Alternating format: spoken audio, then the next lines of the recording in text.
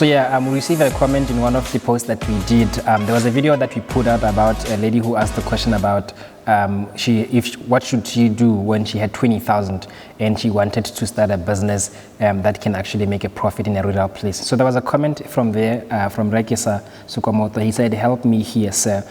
He said, "I like the conversation and thank you for that." And I think the market has a tendency of disliking or not appreciating the kind whom you thought or trusted you were born to become. And it's a long comment, but the gist of it, what he's saying is that it happens a lot of times that when you are an entrepreneur, you try to get into business, and the thing that you thought you were to do, the one that actually you were convinced in your mind that this is going to work, like when you sat down, you dreamt about it, you reminisced around it, you researched about it, you wrote on a book or a paper, everything said is going to work, and then you put it out there, and then the market just rejects you. And I know how it feels like. I mean, the kind of rejection that you face as an entrepreneur, especially when an idea that you thought was going to work, it's frustrating. And the frustrating part here is that for some of the people that actually lose out in business, they started it with money that they borrowed from other people. They started it with money that maybe it was your last money, your life depended on it, and you were so sure that this investment is gonna work, and then you started the business and everything went sour. So there's a lot of factors that brings a lot of entrepreneurs to this kind of an experience, and I just wanted within the next few minutes just to share with you what happens and how can you protect yourself in the future from losing a lot of money in businesses that a lot of the people in the market reject as you are starting. So the first thing I wanted to share with you is that when the market rejects you, it's not that they don't like you. It is because what you were offering them does not solve their problem.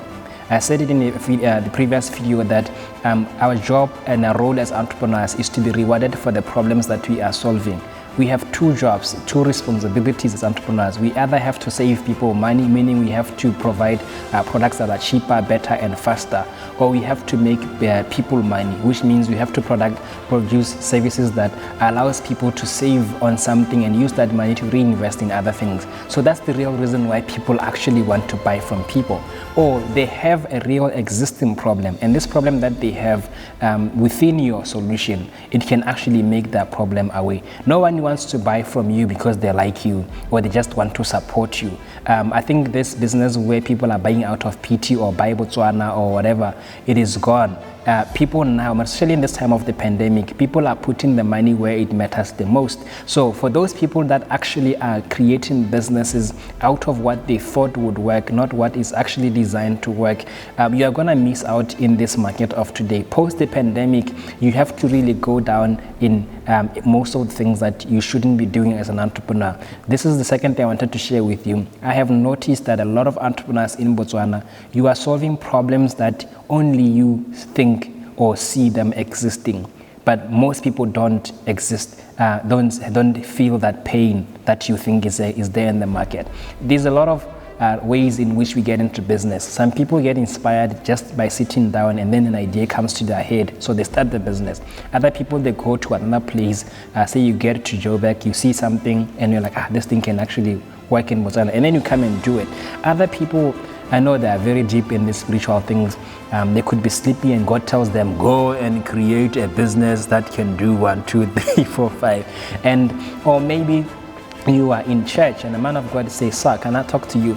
And then he's like, I'm seeing you selling something like fat cakes. And you're like, no, I'm not selling fat cakes. I said, sir, I'm saying you are to start 1, 2, 3, 4, 5. If you are lucky enough for God to tell you exactly what you have to start, then that's great. But a lot of people, we don't know what's gonna work. So it's an investment, there's a risk to it. The risk is that I don't know if this is gonna work. So how can you know it's gonna work? You have to do a lot of research. You have to do what we call design thinking, which is a process that allows entrepreneurs to use feedback from the people they want to solve their problems to help them create the better problems. When you do market feasibility, it's gonna show you that this thing is gonna work or not. Co-Project 124, this is what we do. We give our entrepreneurs challenges called the 300 No. We say, take your product or your service that you want to create, go to the people, find at least 300 of them who would say no to your business. And as they're doing it, they're saying to as many people as possible, different types of people, old people, young people, all of these kinds. And as they're saying this, it starts ringing in their mind. I don't think I thought this thing through. And people are telling you, I think now I would like your product if it was like this, like that, like that. There are so many factors. One of it could be price. Some of them will be like, it's too expensive. And then you have to sit down with your team or yourself and find out, why is what you are doing very expensive? Some people, let's say those who are in the food business, or maybe you are printing t-shirts, the things that actually require a lot of volume of products, those people, how they buy the things that they use to produce the products or the services that they are offering the people, that process, it makes it very expensive, because the moment you start buying small things, your marginal costs go high. So by the time you produce something, you spend 40 pula on one product. So you are forced to sell it more than 40 pula, but your competitors are selling the same thing at 35 pula. So already when you're putting the product in the market, it's too expensive. It doesn't matter whether it looks great or whatever it is. At the end of the day, people don't decide, business Amazon, not business Amazon. I know they can say this on Facebook, but the real reality here is that we have issues, all of us. We budget here and there. So when I'm standing in front of the fridge, it's not about energy drink. It's about, do I have the money for it? That's the real reason why people buy. And if I really need it, I tell you, I'm gonna buy it. Not because patriotically speaking, business are so and so, whatever, so and so. That's usually why people don't buy. The other thing, the last thing I want to share here is that he spoke about, which is, I feel him, that he would say, sometimes the market demands you to change who you are in order for you to be relevant in their market, so that you can be able to earn a profit. So the question that he asked was, should I now change who I am in order for me to be relevant in the market? There's two ways to this. If the market is asking you to change how you are doing something, definitely you should, because sometimes destiny requires you to change into the person who can achieve that destiny, not the one you were born to be. People always tell you, be who you are. Sometimes it doesn't really work. Sometimes who you are is the real reason why you are not succeeding at what you are doing. Who you are is probably the lazy person who does not have an understanding and appreciation of how things work. Maybe you are just imposing on certain things. Maybe you are not really exposed. You don't have a better worldview of how things are like. Maybe you are not empathetic enough to feel other people's pain. So how you create products is only around how you see the world. And that is the real reason why what you create is never relevant in the people. So if that's the case, you really need to change who you are. Who you are does not necessarily mean the functionality of your life. It may be how you do things. Do you ever sit down and really listen to people, not to listen to respond to what they're telling you so that you can show them how you see the world, but that you listen to understand and appreciate how they see the world, so that you can be able to create a product for them or solution for them? Because everybody that you see out there creating products and services that work is those that sat down to understand their markets.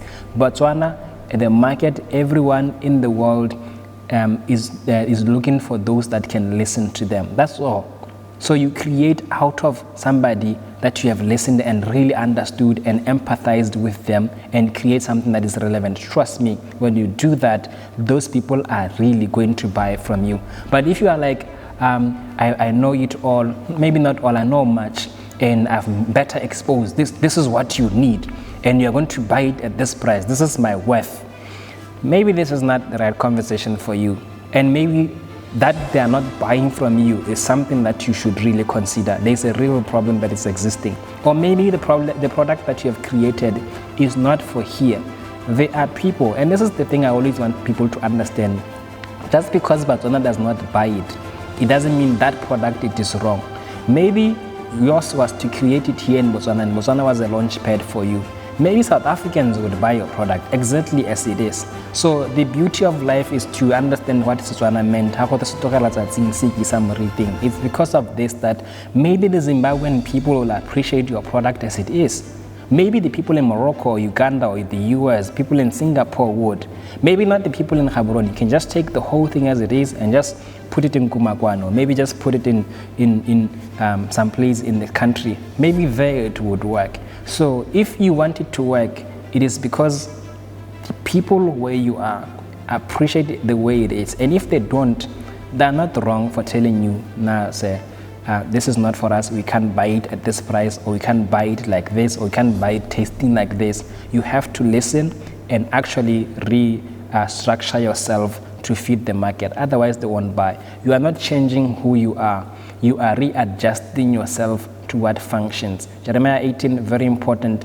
God said the same thing. He asked Jeremiah, go to the potter's house. When he got there, he saw the guy taking the same piece of clay, forming different shapes of things. And then as he's doing, some of them will get mad in his hands, and then he will make another pot. And God asked a very important question. He said, if this guy can do that with the potter, shall I not do the same thing with you, O house of Israel?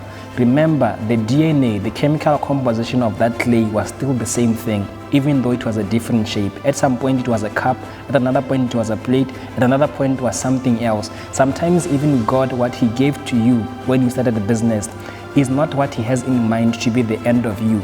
Sometimes we are just stuck on what was given to us when we first started the business. Some of us has been a lot of things. We found ourselves as we are continually reinventing ourselves with our experiences into many things. We became speakers, we became writers, we became television hosts, we became radio hosts, we became a lot of things. I was not stuck in the idea of who I thought I was. I opened my heart to the possibilities of what God wanted to make out of me. So I said to me, the person I am is the exact same person who I was some moments ago, which is the difference between change and transformation, as Khutsafalo once put it, that the chemical composition of a tadpole that became a frog is the same, but the chemical composition of a worm that became a butterfly is different.